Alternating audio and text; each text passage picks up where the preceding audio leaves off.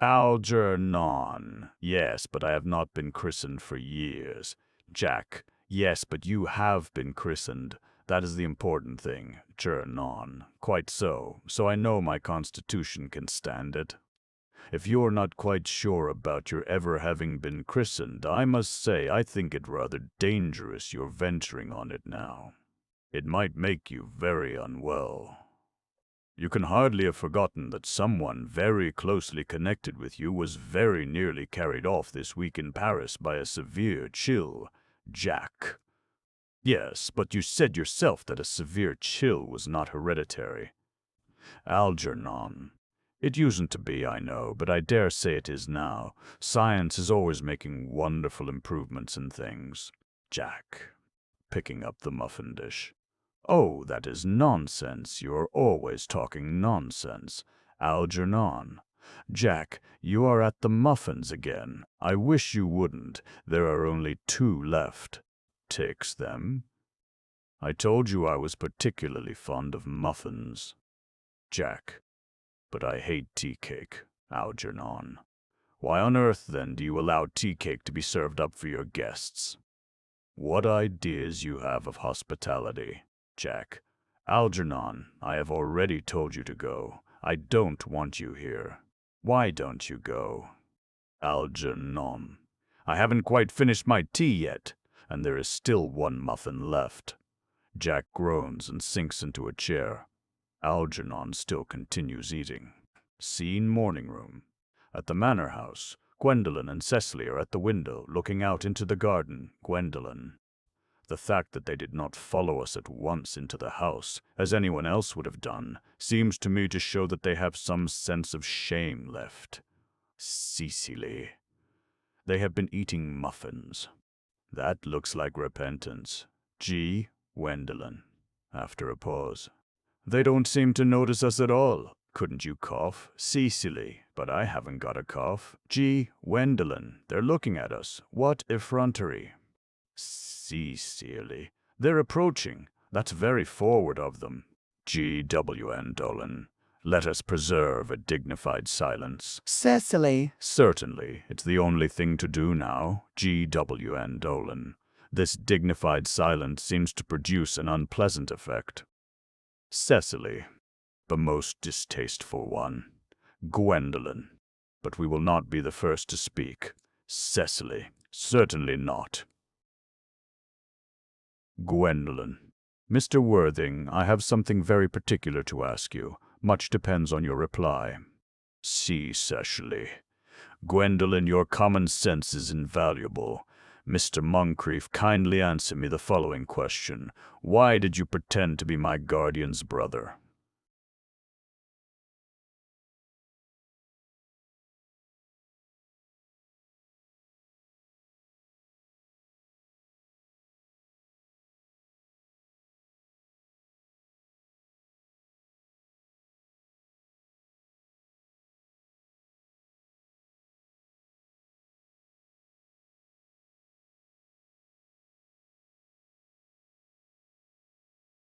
In order that I might have an opportunity of meeting you.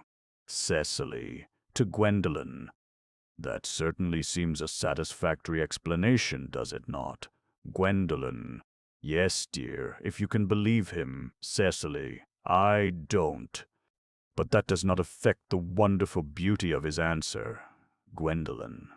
True. In matters of grave importance, style, not sincerity, is the vital thing. Mr. Worthing, what explanation can you offer to me for pretending to have a brother? Was it in order that you might have an opportunity of coming up to town to see me as often as possible? Jack. Can you doubt it, Miss Fairfax? G.W.A. Gwendolen. I have the gravest doubts upon the subject, but I intend to crush them. This is not the moment for German skepticism. Moving to Cecily. Their explanations appear to be quite satisfactory, especially Mr. Worthing's. That seems to me to have the stamp of truth upon it. Cecily. I am more than content with what Mr. Moncrief said. His voice alone inspires one with absolute credulity. Gwendolen. Then you think we should forgive them? Silly. Yes, I mean no. G.W. Endo. True, I had forgotten. There are principles at stake that one cannot surrender. Which of us should tell them? The task is not a pleasant one. Cecily. Could we not both speak at the same time? Gwendolen. An excellent idea. I nearly always speak at the same time as other people. Would you take the time from me? Cecily. Certainly. Gwendolen beats time with uplifted finger. Gwendolen and Cecily, speaking together. Your Christian names are still an insuperable barrier. That is all. Jack and Algernon, speaking together. Our Christian names, is that all? But we are going to be christened this afternoon. G.W. Gwendolen. To Jack. For my sake you are prepared to do this terrible thing. Jack. I am. Cecily. To Algernon. To please me you are ready to face this fearful ordeal? Algernon. I am. G.W. Gwendolen. How absurd to talk of the equality of the sexes. Where questions of self-sacrifice are concerned, men are infinitely beyond us, Jack. We are. Clasps hands with Algernon.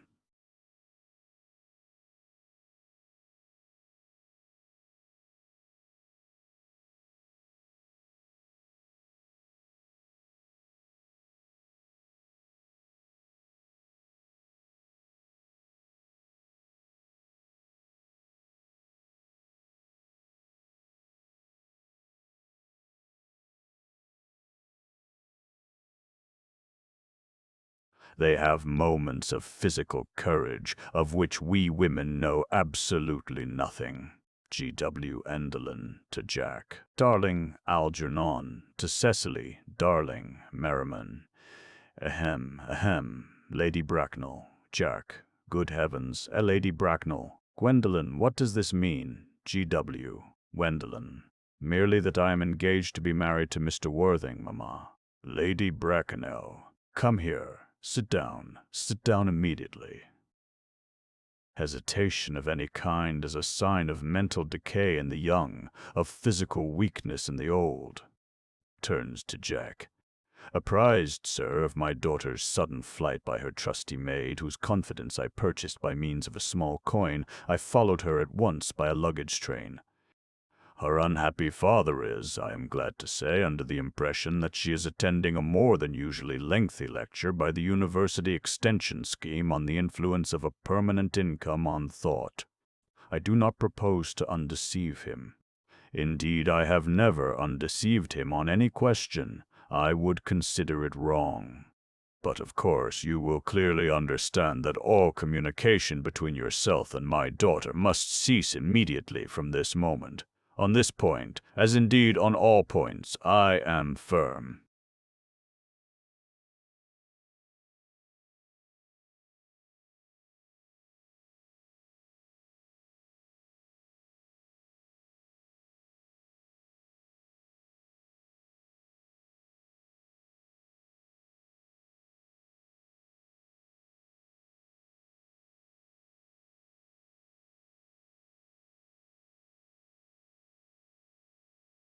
I am engaged to be married to Gwendolen, Lady Bracknell. Lady Bracknell, you are nothing of the kind, sir. And now, as regards Algernon. Algernon. Yes, Aunt Augusta. Lady Bracknell. May I ask if it is in this house that your invalid friend Mr. Bunbury resides? Algernon, stammering. Oh, no, Bunbury doesn't live here. Bunbury is somewhere else at present. In fact, Bunbury is dead. Lady Bracknell. Dead? When did Mr. Bunbury die? His death must have been extremely sudden. Algernon. Early. Oh, I killed Bunbury this afternoon. I mean, poor Bunbury died this afternoon. Lady Bracknell. What did he die of? Algernon. Bunbury. Oh, he was quite exploded. Lady Bracknell. Exploded? Was he the victim of a revolutionary outrage? I was not aware that Mr. Bunbury was interested in social legislation. If so, he is well punished for his morbidity. Algernon, my dear Aunt Augusta, I mean he was found out. The doctors found out that Bunbury could not live. That is what I mean. So Bunbury died. Lady Bracknell. He seems to have had great confidence in the opinion of his physicians. I am glad, however, that he made up his mind at the last to some definite course of action, and acted under proper medical advice. And now that we have finally got rid of this Mr. Bunbury, may I ask, Mr. Worthing, who is that young person whose hand my nephew Algernon is now holding in what seems to me a peculiarly unnecessary manner? Jack, that lady is Miss Cecily Cardew, my ward. Lady Bracknell bows coldly to Cecily. Algernon. I am engaged to be married to Cecily, Aunt Augusta, Lady Bracknell. I beg your pardon, Cecily. Mr. Moncrief and I are engaged to be married, Lady Bracknell. Lady Bracknell, with a shiver, crossing to the sofa and sitting down. I do not know whether there is anything peculiarly exciting in the air of this particular part of Hertfordshire, but the number of engagements that go on seems to me considerably above the proper average that statistics have laid down for our guidance. I think some preliminary inquiry on my part would not be out of place. Mr. Worthing, is Miss Cardew at all connected with any of the larger railway stations in London? I merely desire information. Until yesterday I had no idea that there were any families or persons whose origin was a terminus. Jack looks perfectly furious but restrains himself. Jack, in a clear, cold voice, Miss Cardew is the granddaughter of the late Mr. Thomas Cardew, of 49 Belgrave Square, S.W., Gervais Park, Dorking, Surrey, and the Sporran, Fifeshire, N.B., Lady Bracknell. That sounds not unsatisfactory. 3 addresses always inspire confidence, even in tradesmen. But what proof have I of their authenticity? Jack, I have carefully preserved the court guides of the period. They are open to your inspection, Lady Bracknell. L.A.D. Bracknell. Grimly. I have known strange errors in that publication, Jack. Miss Cardew's family solicitors are Messrs. Markby, and Markby. Lady Bracknell. Markby, and Markby, and Markby, a firm of the very highest position in their profession. Indeed, I am told that one of the Mr. Markbys is occasionally to be seen at dinner parties. So far, I am satisfied. Jack, very irritably. How extremely kind of you, Lady Bracknell. I have also in my possession, you will be pleased to hear, certificates of Miss Cardew's birth, baptism, whooping cough, registration, vaccination, confirmation, and the measles, both the German and the English variety. Lady Bracknell. Ah, a life crowded with incident, I see, though perhaps somewhat too exciting for a young girl. I am not myself in favor of premature experiences. Rises, looks at her watch. Gwendolen, the time approaches for our departure. We have not a moment to lose. As a matter of form, Mr. Worthing, I had better ask you if Miss Cardew has any little fortune. Jack. Oh, about £130,000 in the funds, that is all. Goodbye, Lady Bracknell. So pleased to have seen you, Lady Bracknell. Sitting down again. A moment, Mr. Worthing. £130,000, and in the funds. Miss Cardew seems to me a most attractive young lady, now that I look at her. Few girls of the present day have any really solid qualities, any of the qualities that last, and improve with time. We live, I regret to say, in an age of surfaces. To Cecily.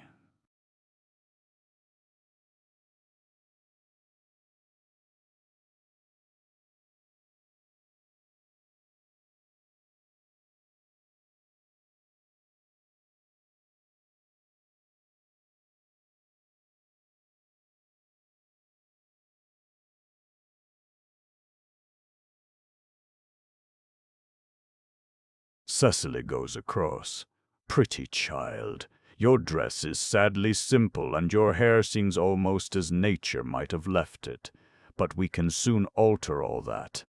A thoroughly experienced French maid produces a really marvelous result in a very brief space of time. I remember recommending one to young Lady Lansing, and after 3 months her own husband did not know her. Jack. And after 6 months nobody knew her. Lady Bracknell glares at Jack for a few moments, then bends with a practiced smile to Cecily. Kindly turn round, sweet child. Cecily turns completely round. No, the side view is what I want. Cecily presents her profile. Yes, quite as I expected. There are distinct social possibilities in your profile. The two weak points in our age are its want of principle and its want of profile. The chin a little higher, dear. Style largely depends on the way the chin is worn. They are worn very high just at present. Algernon. Algernon. Yes, Aunt Augusta.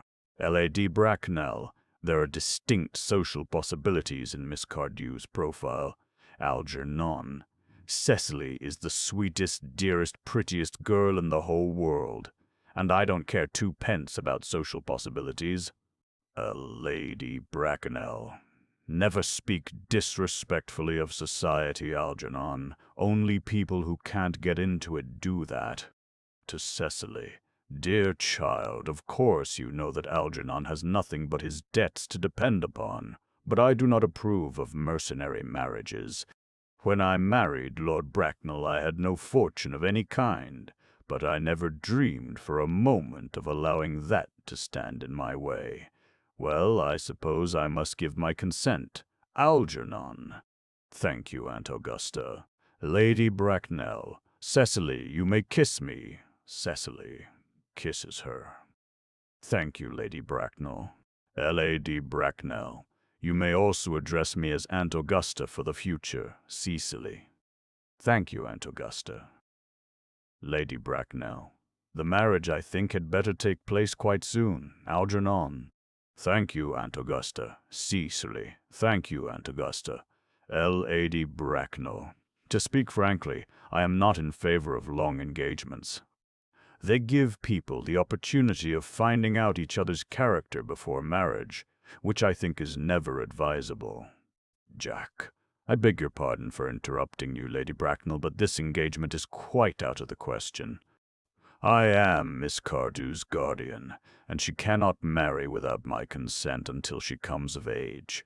That consent I absolutely decline to give. Lady Bracknell. Upon what grounds, may I ask? Algernon is an extremely, I may almost say, an ostentatiously eligible young man. He has nothing, but he looks everything. What more can one desire? Jack. It pains me very much to have to speak frankly to you, Lady Bracknell, about your nephew, but the fact is that I do not approve at all of his moral character. I suspect him of being untruthful. Algernon and Cecily look at him in indignant amazement. Lady Bracknell. Untruthful? My nephew Algernon? Impossible. He is an Oxonian. Jack. I fear there can be no possible doubt about the matter.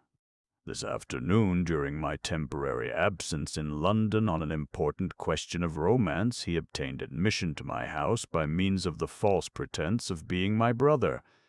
Under an assumed name he drank, I've just been informed by my butler, an entire pint bottle of my Perrier Jouet Brut 89 wine I was specially reserving for myself.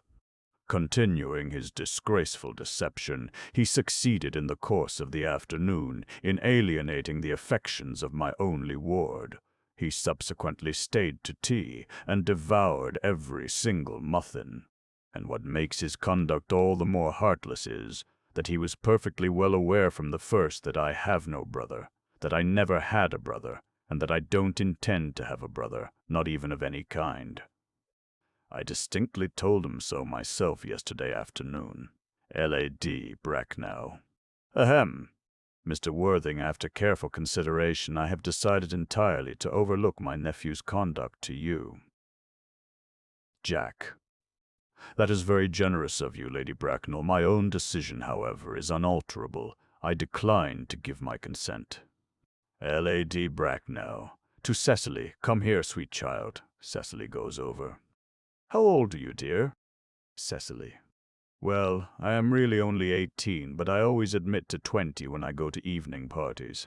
Lady Bracknell. You are perfectly right in making some slight alteration. Indeed, no woman should ever be quite accurate about her age. It looks so calculating. In a meditative manner.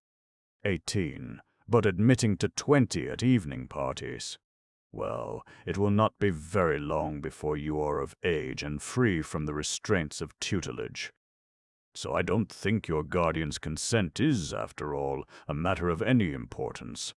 Jack. Pray excuse me, Lady Bracknell, for interrupting you again, but it is only fair to tell you that according to the terms of her grandfather's will, Miss Cardew does not come legally of age till she is 35. Lady Bracknell. That does not seem to me to be a grave objection. 35 is a very attractive age. London society is full of women of the very highest birth who have, of their own free choice, remained 35 for years. Lady Dumbleton is an instance in point. To my own knowledge, she has been 35 ever since she arrived at the age of 40, which was many years ago now. I see no reason why our dear Cecily should not be even still more attractive at the age you mention than she is at present. There will be a large accumulation of property. Cecily. Algy, could you wait for me till I was 35? Algernon. Of course I could, Cecily. You know I could. Cecily. Yes, I felt it instinctively, but I couldn't wait all that time. I hate waiting even 5 minutes for anybody. It always makes me rather cross. I am not punctual myself, I know, but I do like punctuality in others, and waiting even to be married is quite out of the question.